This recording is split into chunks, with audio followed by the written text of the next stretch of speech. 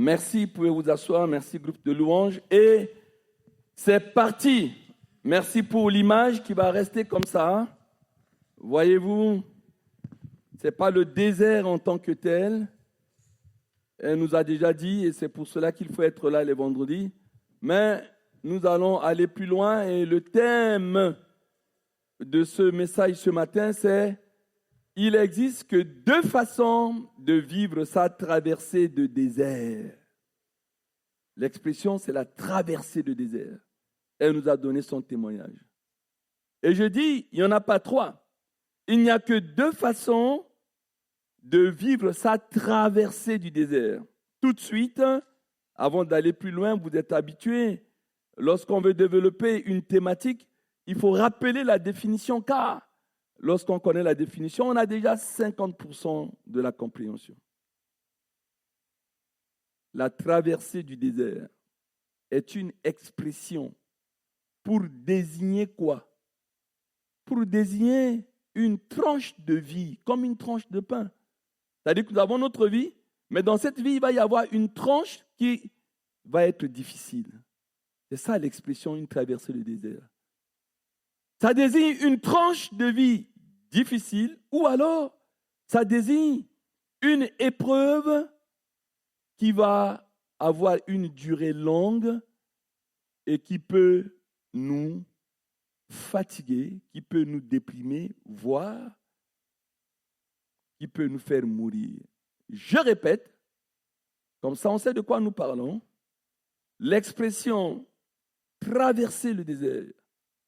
J'ai une traversée le désert désigne une tranche de vie difficile. Qui n'a pas une tranche de vie difficile? Qui dans cette salle, parmi les participants, pour qui la vie il n'y a jamais eu de hauts et de bas. Depuis qu'il ou elle est née, tout va bien, Madame la Marquise, et c'est comme ça. Jamais de problème, tout cool. C'est qui? On veut bien savoir. Coucou, même le pape est mort. Ce mec, il est mort. Attention. Allez interroger les médecins qui suivent ces grands hommes honorés par le monde, leur dernière vie. Ils ont fait caca sur eux, ils ont fait pipi sur eux. Il n'y a plus leur titre. Ils ont eu des périodes vraiment très difficiles. Attention. C'est pourquoi je dis, tout le monde est concerné. Et si jamais, par extraordinaire, quelqu'un dans la salle dit, je n'ai jamais eu de traverser le désert, mais prépare-toi. On est encore sur la terre. Assurément, tu as besoin de ce message parce que tu auras les deux façons déjà et qui vont te permettre de bien traverser. Car il y a un risque lorsqu'on traverse, on peut y rester. On peut y rester. Et le but de ce message ce matin, c'est qu'il faut que tu traverses et que tu retrouves le chemin du village. Vous voyez bien que là, il n'y a plus les 4 points cardinaux. On ne sait pas où est le nord, le sud, l'est ou l'ouest. On ne connaît pas le chemin du village. Lorsqu'on est dans le désert, on retourne comment chez soi. Et en termes de température, la scène ne nous l'a pas rappelé parce qu'il n'a pas eu beaucoup de temps, mais il y a deux types de déserts. Il y a le désert chaud et le désert froid. Dans le désert chaud, que connaissent bien nos amis algériens, tout le Maghreb, etc., jusqu'au Tchad là-bas, c'est 50 degrés. La première fois de ma vie, je traversais en voiture, quittant Centrafrique pour le Tchad. Quand je traversais le désert pour la première fois, moi qui suis né parmi des manguiers, parmi des vergers, parmi des corosoliers, eh bien, pour la première fois de ma vie, à 36 ans, j'ai commencé à avoir le battement de cœur. J'ai vu le désert, j'ai dit, oula! J'étais dans un 4x4. La clim a sauté, la climatisation. Mon Babette nous a fait des jus de l'oseille qu'il a mis dans les glacières. Il y avait une sœur diaconesse qui était dans la voiture. Elle était en voilà, je n'ai pas les mots, mais elle est forte. En surpoids, merci de m'aider ma fille, en surpoids. Et quand on est rentré là, elle commençait à suffoquer. Je dis, pasteur, arrête, arrête, je vais mourir. Et je me suis dit, je m'arrête. J'ai dit à mon assistant pasteur, va dans le coffre. Maman Babette nous a fait, c'est glacé, il y a une glacière. Oh là là, quel surprise désagréable. Et alors, on enlevait le coffre comme ça de la voiture. On a pris les jus de maman Babette qui étaient congelés. Ça a commencé à bouillir. J'ai dit, c'est terminé. Si jamais il y a une crevaison, on est mort. J'ai dit, montez, montez. On ne peut pas descendre la vitre. Il y a un vent comme ça avec le tempête de sable. Impossible. Alors pendant les 2 heures où on doit rouler dans ce désert, on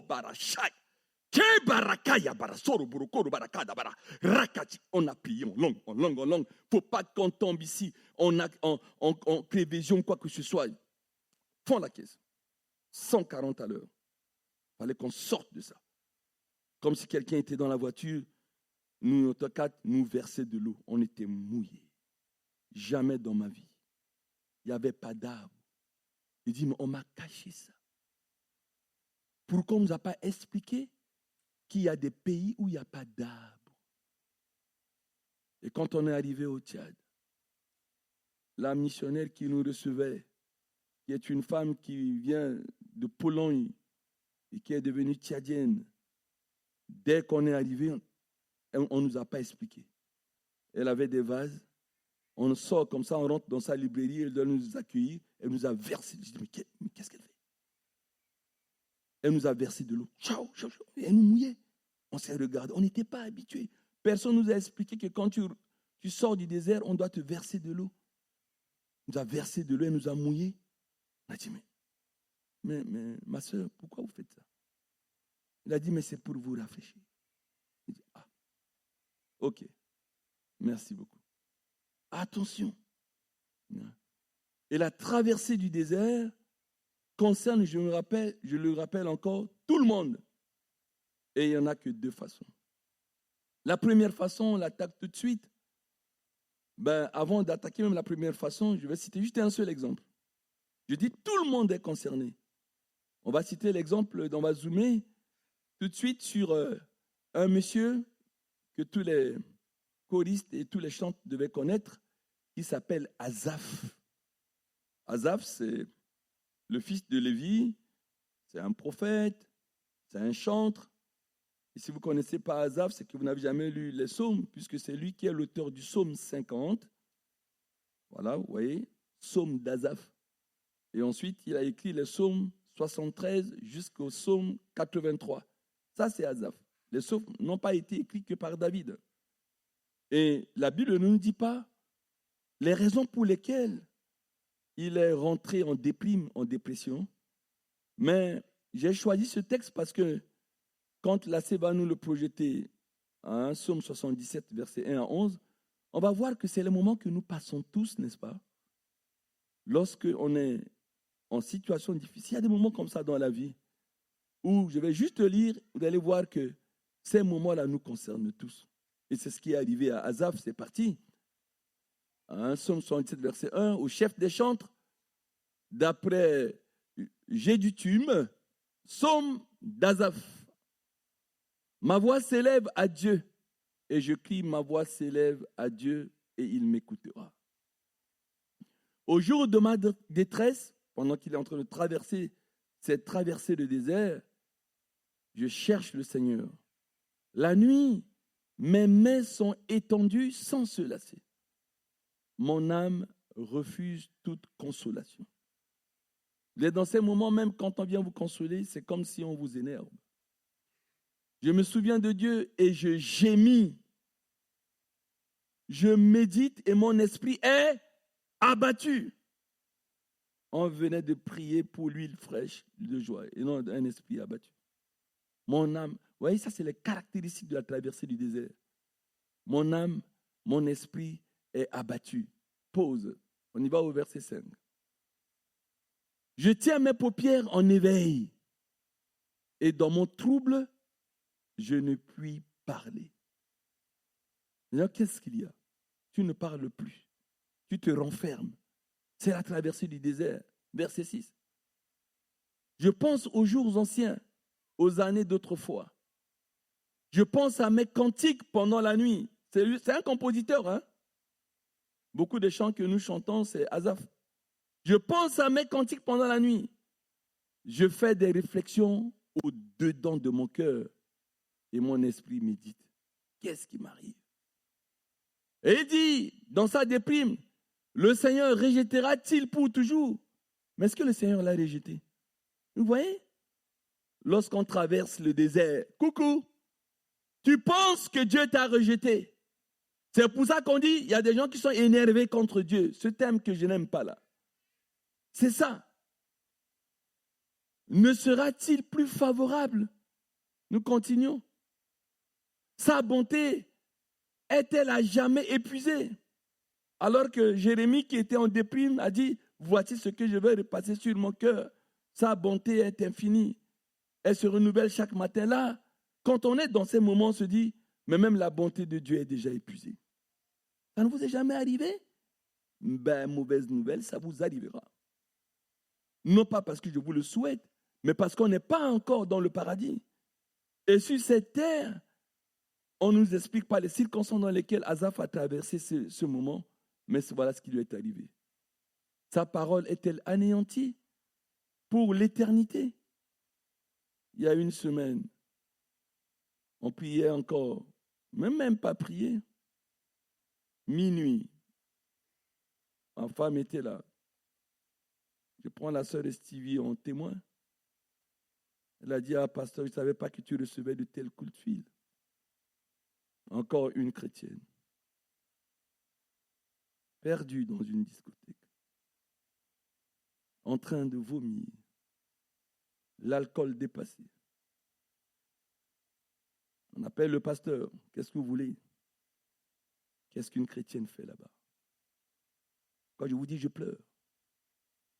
Et qu'est-ce qu'elle a dit, cette chrétienne? Je ne vais pas donner le micro à Stevie.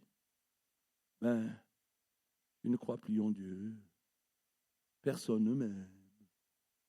Non. Eh bien, il faut chercher un Uber pour l'amener de l'autre côté jusqu'à chez le pasteur. Je devais prier pour elle ce matin. Où est-elle? Je l'ai supplié. Et on va prier pour 2 familles et pour toi. Car c'est depuis 3 ans, je suis fatigué. C'est une manière de parler. À un moment donné, il faut que l'Église, le ministère de l'Église s'exerce. Les pasteurs vont vous accueillir H24 sur 7J. Du lundi au dimanche, H24. Les pasteurs vont se déplacer. Ils vont vous donner des conseils. Mais à un moment donné, il faut que toute l'Église se lève et dise, délivrez cette sœur. Mais si, même malgré ça, admettons si la famille de Sephora ne vient pas ce matin, est-ce que l'Église a refusé de prier? Est-ce qu'on aura une parole qui a été donnée par le Saint-Esprit pour notre sœur? Je n'ai même pas prévu faire l'onction d'huile. Hein? Non. Mais ça m'a été imposé par le Saint-Esprit. Parce que l'huile est sortie dans le verset. Voyez-vous, attention. Je vais vous donner déjà comment, pourquoi on est dans la traversée du désert, on peut y rester. Non pas parce qu'on le souhaite, mais il faut connaître les 2 façons de vivre dans cette traversée du désert. Pour que nous réussissions notre traversée. Attention. A-t-il dans sa colère retiré sa miséricorde? Ah! La miséricorde de Dieu. Dieu est miséricordieux. Il n'est que ça, c'est le verbe être. Ça nous a été dit pendant la méditation. Être ou faire. Lorsqu'on est, il n'est que bon, il n'est que pardon. C'est-à-dire qu'il ne peut pas faire autrement que de pardonner. Quand on dit que Dieu est amour, nous avons l'amour. Nous ne sommes pas amour, mais lui, il est amour. Il ne peut que aimer. Même le pécheur, il aime. Mais c'est son péché qu'il n'aime pas. Comprenez cela. Bon, vous avez compris, peut-être le dernier verset 11. Je dis, ce qui fait ma souffrance, c'est que la droite du Très-Haut n'est plus la même. Vous voyez comment lorsqu'on traverse le désert, on retourne la Bible. La miséricorde, non. La bonté, non. Dieu, non. Dieu ne m'aime plus. Et c'est une situation, ce qu'on dit, c'est ce message, confiez-le à d'autres. C'est ça la traversée du désert. Mais je m'en vais maintenant te dire quelque chose. La première façon de traverser le désert, Matthieu chapitre 4, verset 1 à 11, c'est de traverser le désert la main dans la main avec ton Dieu, assisté de son esprit, main dans la main. C'est le secret qui fait que nous qui sommes disciples de Jésus, notre maître a triomphé de la tentation. Lui aussi a eu une traversée du désert. C'est pourquoi je dis tout le monde, tout ce qu'il a vécu, le disciple n'est pas plus grand que le maître. Nous allons aussi connaître une traversée du désert. Que dit Matthieu 4, 1? Alors Jésus fut emmené par l'Esprit dans le désert. Tu as reçu le Saint-Esprit à la Pentecôte. Et c'est le Saint-Esprit qui va t'emmener dans le désert. Première vérité biblique. Qui va t'emmener dans le désert.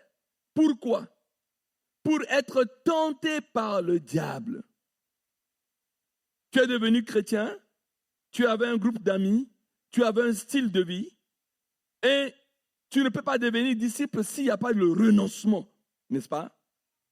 Et au moment où tu deviens chrétien, tu es attaqué. Tu es attaqué maintenant dans ton style de vie. Vas-tu garder les mêmes habitudes? Est-ce que tu vas devenir un être nouveau ou pas? Ou pas? Tu ne vas pas te baptiser et vivre comme un païen. Pas possible ça. Comprenez bien, le premier type de désert, c'est que je suis dans le désert, que je le veuille ou pas, le Saint-Esprit m'y amène. Pour ceux qui sont réellement convertis, vous avez renoncé, vous avez reçu le Christ, le Saint-Esprit vous amène dans le désert. Pourquoi? On continue, verset 2. Après avoir jeûné, tu jeûnes. Tu vas partir dans le désert quand même. 40 jours, tu pars dans le désert. 40 nuits, tu pars dans le désert. Tu as maintenant faim. Eh bien, ton désert, cette traversée du désert va commencer. Il n'y a pas de supermarché dans le désert. Dans le désert, on te met 1 milliard là. On te met un verre d'eau. On te dit choisis. Là, aujourd'hui, là, on nous donne 1 milliard, on dit un verre d'eau, on saute les 1 milliard. On achète des voitures, des logements, on fait ce qu'on veut. Mais dans le désert, on devient pire que des enfants. Parce qu'un enfant, tu lui donnes 1 000 euros, tu mets un bonbon rouge, il choisit le bonbon rouge, il s'en fout de 1 000 euros. Parce qu'il est enfant. Lui, il prend le bonbon. Mais dans le désert, on te donne un verre d'eau fraîche, il dit, ou vous prenez le verre d'eau fraîche, ou vous prenez 1 milliard. Mais si tu prends 1 milliard, il n'y a pas de supermarché, il n'y a pas rien, tu vas mourir. Tu es obligé de choisir le verre d'eau. Attention, le désert. Et il eut faim, verset 3. Le tentateur s'étant approché de lui dit, si tu es fils de Dieu, si tu es chrétien, tu es devenu chrétien. Alors on va voir maintenant ce qu'on va voir. Tu as maintenant la puissance. Alors ordonne que ces pierres deviennent des pains. Et souvent on se dit, mais je ne suis pas le frère Jérémie, je n'ai pas fait des miracles, je ne suis pas tel, je ne suis pas ceci. Non, tu es chrétien, tu as reçu le pouvoir, tu peux ordonner, et c'est ce que le diable te rappelle. C'est une tranche de vie difficile quand on devient chrétien. Et là, on continue. Jésus répondit, il est écrit, l'homme ne vivra pas de pain seulement, mais de toute parole qui sort de la bouche de Dieu. Mais il est dans sa traversée du désert. Il a faim, il est fatigué, mais il est accroché à la parole. Josué 1,8 là. Aujourd'hui, les enfants de Dieu ne lisent plus la parole. Comment voulez-vous qu'ils puissent traverser le désert face à la tentation? On ne peut pas. C'est pour ça qu'on y tombe. On continue. Le diable le transporta dans la ville sainte. Et là, pour moi, c'est la partie la plus difficile. le plaça du haut du temple, comme si on était en haut du Tour Eiffel ou 56e étage de la tour Montparnasse, pour les Parisiens. Et lui dit, si tu es fils de Dieu, jette-toi en bas, car il est écrit, il donnera des ordres à ton sujet, et ils te porteront sur les mains de peur que ton pied ne heurte contre une pierre. C'est marqué. C'est un verset de la Bible, avec quelques nuances. Parce que le diable fausse un peu. Mais Jésus, dans cette traversée du désert, il cite la Bible. Qu'est-ce qu'il dit? Il est aussi écrit, tu ne tenteras point le Seigneur ton Dieu. Et le diable continue. Le diable le transporta encore sur une montagne très, très élevée. Peut-être la montagne la plus élevée du monde. Googlisez, vous savez savoir c'est qui. Voilà. Lui montrera tous les royaumes du monde et leur gloire. Là encore, c'est la plus difficile. Vous voyez tous les châteaux, la beauté de ce monde, etc. Nous voulons tous vraiment voyager. On est à New York, on est à Tokyo, on est en Chine, on est à Amsterdam, on est là, on voit du pays, quoi. Mais là, en un clin d'œil, vous voyez tous les pays du monde. Waouh! Et là, il lui dit, je te donnerai toutes ces choses. Je te demande juste de te prosterner et de m'adorer. Tu as un billet, tu vas dans tout ce monde entier, là, Dubaï. Tu vas à Dubaï, tu vas partout. Et là, qu'est-ce qu'il dit?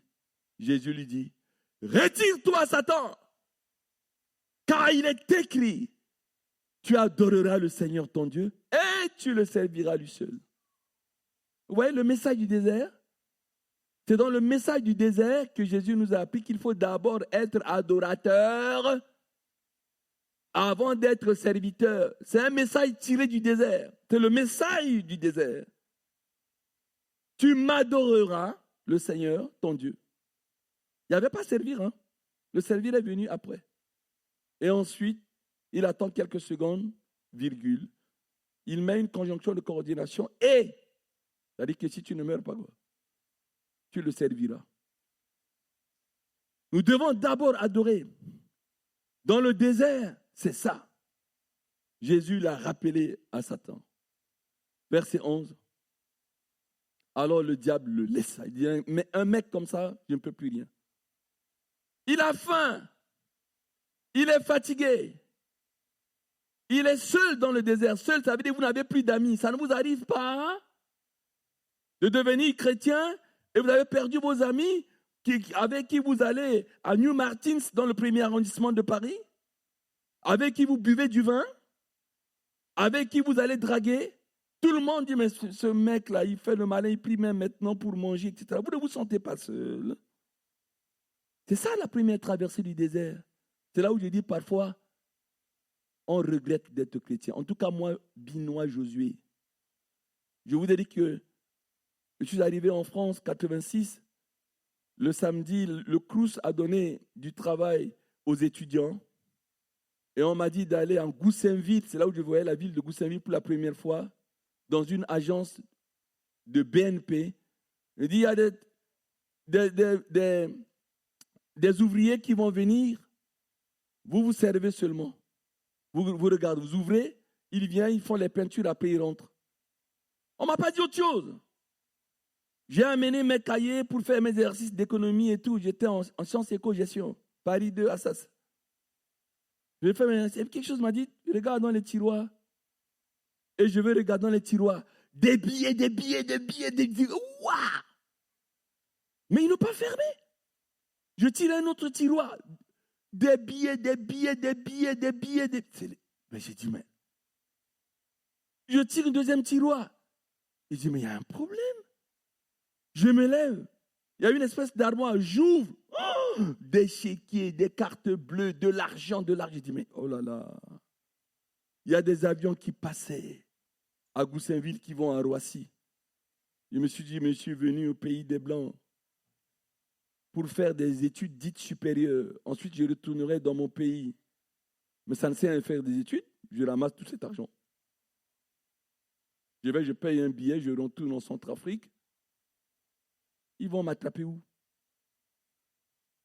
Je ramène 1 milliard là-bas et puis voilà, je me fais des affaires et puis point.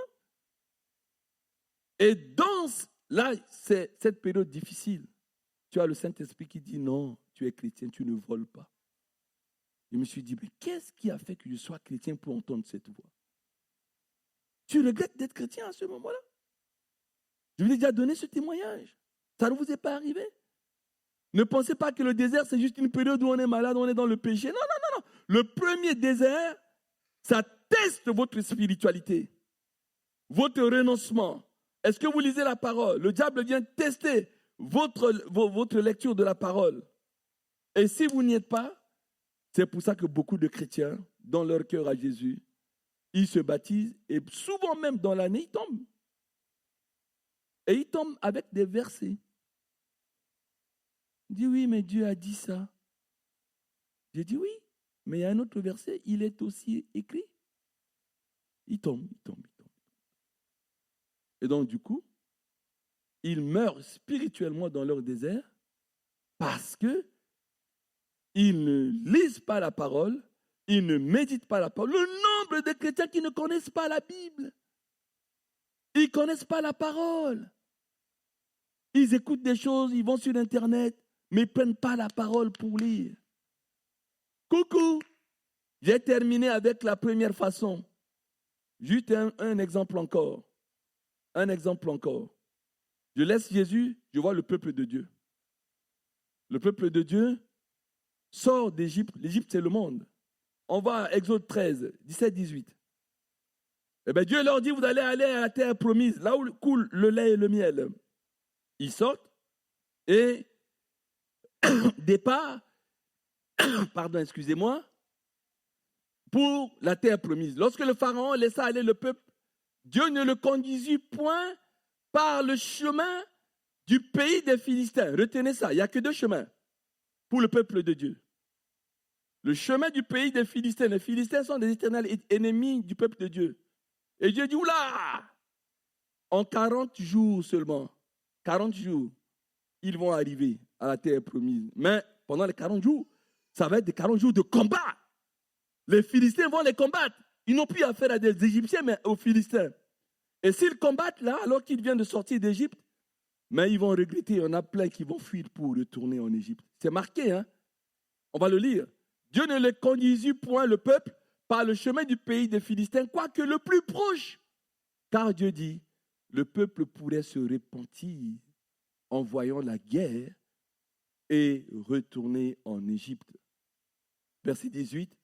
Mais Dieu fit faire au peuple un détour par le chemin du désert. Vers la mer Rouge, les enfants de Dieu montèrent en âme hors du pays. Et ils ont passé 40 ans. Pendant la Cannes, les Congolais nous ont dit, les Égyptiens que vous voyez là, parce qu'ils devaient jouer contre l'équipe du Congo, vous n'allez plus les voir. Alors, allons à Exode 14, à partir du verset 10, on va voir quelque chose. Exode 14, verset 10. Pendant qu'ils allaient, ils sont dans le chemin du désert, les Égyptiens disent, oh là là, il n'y a plus de main-d'œuvre, nos immigrés partent. Personne ne peut travailler, on va les ramener. Ils ont mis les chars, les militaires, Pharaon approchait les enfants d'Israël, qui levèrent les yeux. Et voici, les Égyptiens étaient en marche derrière eux, avec des kalachnikovs, des chars de feu derrière eux. On va ramener ces Israéliens-là en Égypte. C'est une erreur de les laisser partir.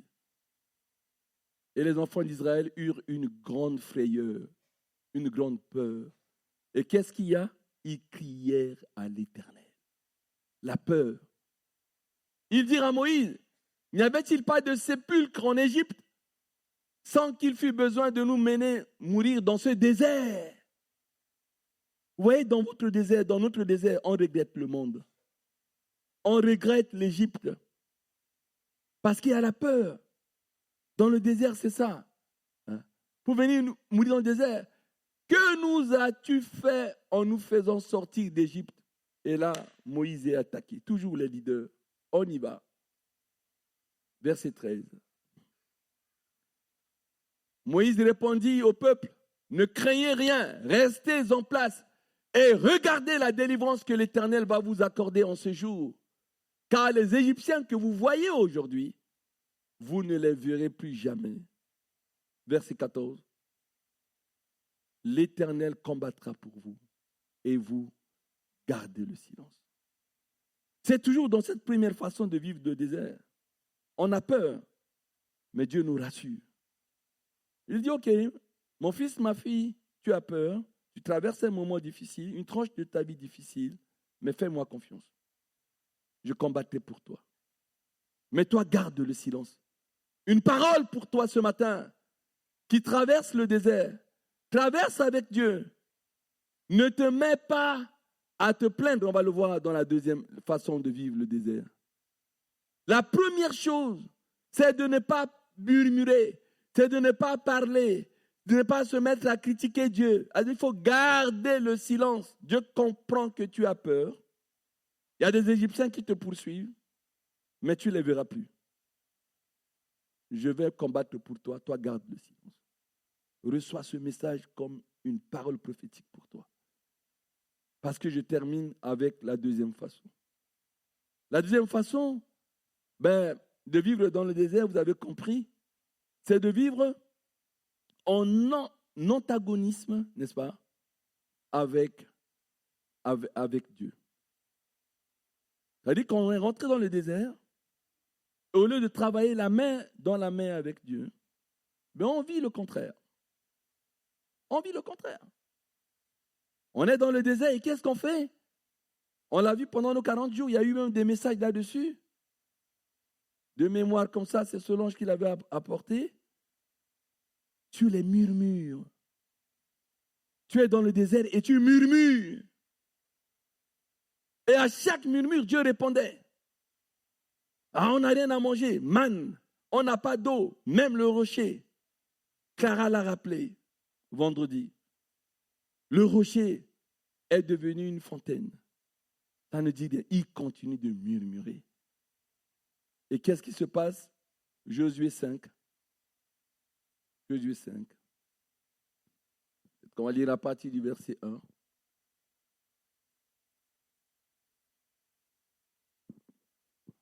Verset 2. Verset 2 au 6. Là, on rappelle seulement. En ce temps-là, l'Éternel dit à Josué, fais-toi des couteaux de pierre et circoncis de nouveau les enfants d'Israël une seconde fois. Est-ce qu'on peut circoncire quelqu'un une seconde fois? Non. Mais qu'est-ce que ça veut bien dire une seconde fois? Continuons. Josué se fit des couteaux de pierre et il circoncit les enfants d'Israël sur la colline d'Aralot. Verset 4. Voici la raison pour laquelle Josué les circoncis. Pourquoi?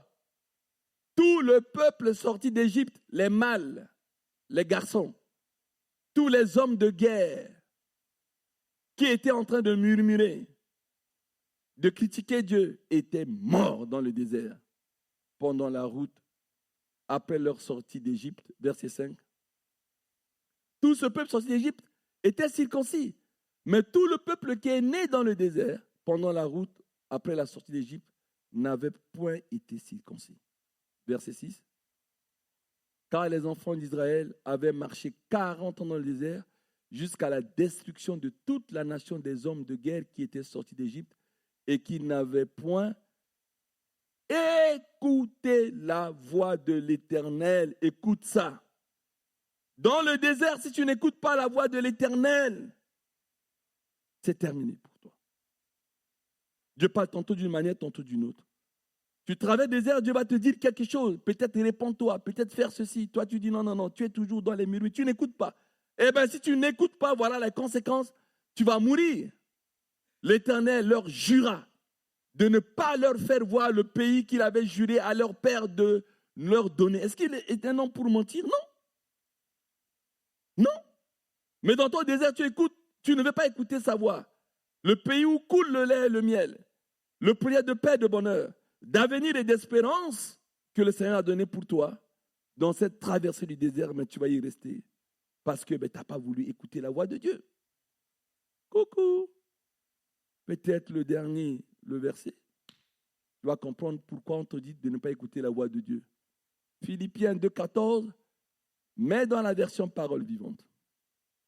Dans la version parole vivante. Philippiens 2,14. Faites tout sans murmurer.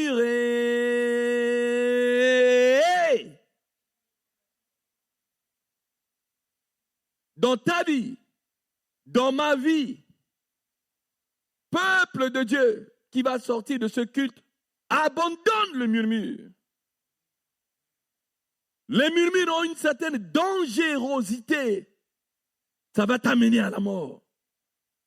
Nous aimons murmurer. Au lieu de dire à l'autre, j'ai péché, non. On m'a accusé, je suis victime. On murmure, on murmure. Un homme de Dieu a dit, quand tu murmures, tu fais un mur. Tu murmures un mur, tu fais un mur. À un moment donné, tu es un muré. Tu es encerclé. Et tu ne peux plus... Il y a des murs. Tu mets des murs. C'est ça, ça donne le mot murmure. Et tu ne peux plus t'en sortir. Tu t'étouffes toi-même puisque tu as mis des murs autour de toi. Fais tout sans murmure ni plainte. Qu'est-ce qu'on aime se plaindre? Hey! Qu'est-ce qu'on aime se plaindre? Au lieu d'être responsable et dire ce que je suis en train de vivre, c'est de ma faute, ma faute, rien que de ma faute, de ma très grande faute. Je suis responsable. Je suis content d'aller en prison. Je suis content de perdre même mon travail parce que j'ai volé, parce que j'ai fait ceci. Plus de responsabilité. On se plaint.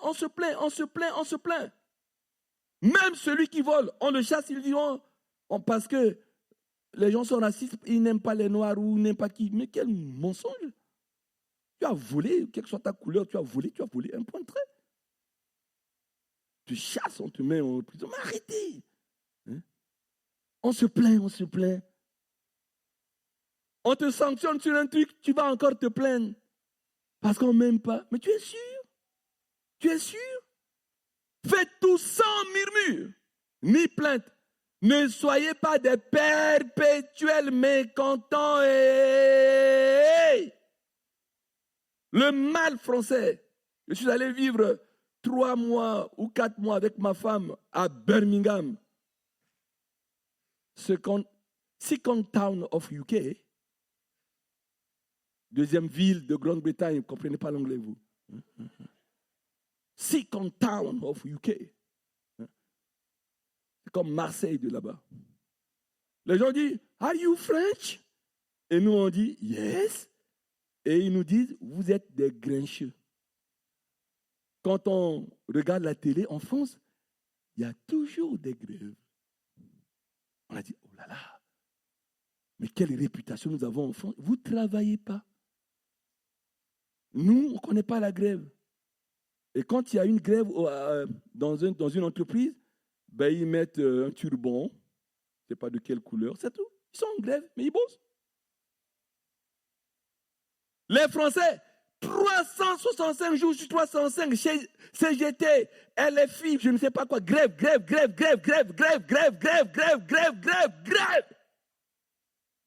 Jamais content. Il fait froid. Oh, qu'est-ce qu'il fait froid. Ce temps, un temps de chien, c'est complètement pourri. Et puis là maintenant, qu'est-ce qu'il fait chaud. What happened? À quel moment tu vas être content français? On est lié par ça, l'esprit français. L'esprit grincheux. Contestation sur contestation. On aime contester. Waouh! Pendant que le pasteur parle, quelqu'un se lève dans la salle. Il conteste le pasteur. Il y a des gens qui vont l'acclamer. Ils vont l'acclamer. Parce qu'on est liés comme ça. Quand on conteste, on aime ça. Le français, il aime contester. Quelle image dans les pays qui nous entourent. On est des grincheux, des perpétuels mécontents. On hésite de faire les choses. Mettez-vous en garde contre un esprit de contestation et de doute. Vous traversez le désert, regardez les gens qui traversent le désert. Ils contestent tout dans l'église. Contestent la vie même des hommes. Personne ne les aime. Ah! Tu ne sais pas si les gens ont prié pour toi toute la nuit, tu n'es même pas au courant. Et tu viens dire personne ne m'aime. L'église, c'est des hypocrites. Il rigole avec toi. Mais c'est pas possible. Hein? Regardez-moi dans 2 semaines, qu'est-ce que j'ai écouté? Il dit, le pasteur, il est très sympa, mais fais attention à lui. Hein. Ça ne l'empêche pas de te sanctionner, ce gars-là. N'écoute pas ça, il est sympa, ce mec. Je suis très sympa. Pas quelqu'un de plus sympathique que moi. Donc n'écoute pas tout ça. C'est tout. Des éternels mécontents, hésitants, en doute. Mais le doute, ce n'est pas l'acide de la foi. Jacques a dit, celui qui doute ne peut rien recevoir de Dieu. Ça bloque l'exaucement. Or, Hébreux 11, 1 dit quoi? Sans la foi, il est impossible d'être agréable à Dieu. Donc, dans cette deuxième façon, c'est la contestation, c'est le doute, c'est l'hésitation, c'est être grincheux, c'est l'irresponsabilité, c'est la victimisation. On se victimise. Et donc, du coup, ça s'enfonce dans cette traversée du désert. Qu'est-ce que vous voulez que je vous dise? Bon, il y a des bishops, ils me regardent et tout. Il fallait qu'on prie pour des gens, c'est pas que je dépasse l'heure, monsieur le pasteur. Mes excuses, on se lève.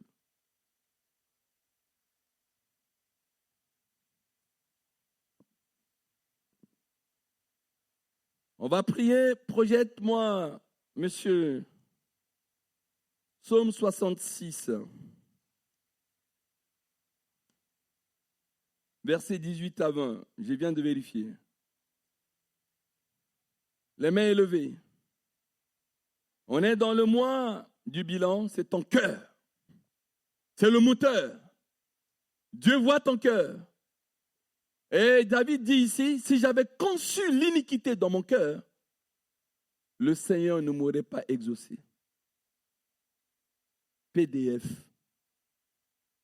Qu'as ton cœur? Peut-être que tu te dis, je sors d'ici, je vais aller tuer quelqu'un. Mais personne ne saura, il n'y a que Dieu et toi qui sais. Hein? Nous, on ne sait pas lire dans le cœur. Nous, on voit quelqu'un qui est venu dans la maison du Seigneur, un point trait. Verset suivant. Mais Dieu m'a exaucé.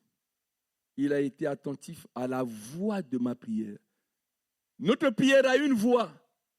Est-ce que Dieu va être attentif à la voix de ta prière? Alors, entre dans toi-même. Là, maintenant, ferme les yeux et je vais lire pour toi.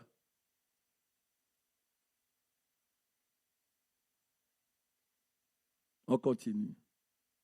Béni soit Dieu, Pasteur David, qui n'a pas rejeté ma prière et qui ne m'a pas retiré sa bonté. Le tout n'est pas de prier, peuple de Dieu, pendant que tu as les mains élevées.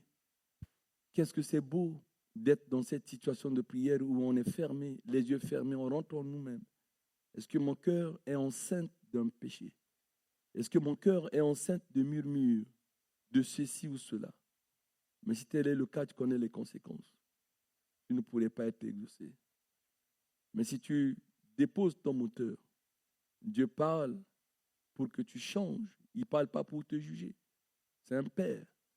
Il veut que tu sortes d'ici meilleur et que tu traverses ton désert avec lui, la main dans la main, pour sortir victorieux. Jésus est passé par là. Alléluia.